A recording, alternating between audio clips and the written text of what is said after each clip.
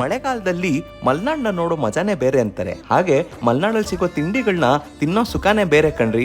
ಮಲೆನಾಡಿನ ಪ್ರಕೃತಿಗೆ, ಸೌಂದರ್ಯಕ್ಕೆ, ಅಲ್ಲಿ ಸಿಗೋ ತಿಂಡಿ ತಿನಿಸುಗಳಿಗೆ ಮನ್ಸು ಸೋತರೇ ಇಲ್ಲ ಅಲ್ವಾ. ಅದಕ್ಕೆ ಮಲೆನಾಡನ್ನ ಸ್ವರ್ಗ ಅನ್ನೋದು. ಈ ಸ್ವರ್ಗದ ಒಂದು ಹೆಬ್ಬಾಗ್ಲು ಸಕಲೇಶ್ಪುರ ಕೂಡ. ಇದರಿಂದ ಸ್ವಲ್ಪ ದೂರದಲ್ಲೇ ಆನೆ ಮಹಲ್ ಅನ್ನೋ ಜಾಗದಲ್ಲಿ ಒಂದು ಹೋಟ್ಲ್ ಇದೆ. ಇಲ್ಲಿ ಮಲೆನಾಡಿನ ಸ್ಪೆಷಲ್ ಅಕ್ಕಿ ರೊಟ್ಟಿ ಸಿಗುತ್ತೆ. ಹೋಟೆಲ್ ನಡೆಸೋರು ರೈತರು ಟೀ ಅಂಗಡಿ ಸ್ಟಾರ್ಟ್ ಮಾಡಿ ಆಮೇಲೆ ಮನೇಲಿ ಮಾಡಿದಂಥ ಅಕ್ಕಿ ರೊಟ್ಟಿನೇ ಹೋಟ್ಲಲ್ಲಿ ಮಾರಕ್ಕೆ ಶುರು ಮಾಡಿದ್ರಂತೆ. ಈ ರೊಟ್ಟಿಗಳನ್ನ ಕೆಂಡದ ಹಂಚ್ ಮೇಲೆ ಬಿಸಿ ಮಾಡಿ ಆಮೇಲೆ ಬೆಂಕಿಯಲ್ಲಿ ಸುಟ್ಟು ಕೊಡ್ತಾರೆ. ಸುಡೋವಾಗ ಅಕ್ಕಿ ರೊಟ್ಟಿ ಉಬ್ಬೋದು ನೋಡೋದೇ ಒಂದು ಖುಷಿ. ಈ ಅಕ್ಕಿ ರೊಟ್ಟಿ ಜೊತೆಗೆ ಖಾರ ಚಟ್ನಿ, ತರಕಾರಿ ಸಾರು, ಕಾಯಿ ಚಟ್ನಿ, ಹಾಗೆ ಮನೇಲಿ ಮಾಡಿರೋ ಬೆಣ್ಣೆ ಜೊತೆ ಕೊಡ್ತಾರೆ. ಬಿಸಿ ಬಿಸಿ ಅಕ್ಕಿ ರೊಟ್ಟಿ ಮೇಲೆ ಬೆಣ್ಣೆ ಸವರ್ಕೊಂಡು ಖಾರ ಚಟ್ನಿ ಜೊತೆ ತಿಂತಾ ಇದ್ರೆ ಅಬ್ಬಬ್ಬಬ್ಬಬ್ಬ, ಇದು ಸುಖಾನೇ ಬೇರೆ ಕಣ್ರಿ.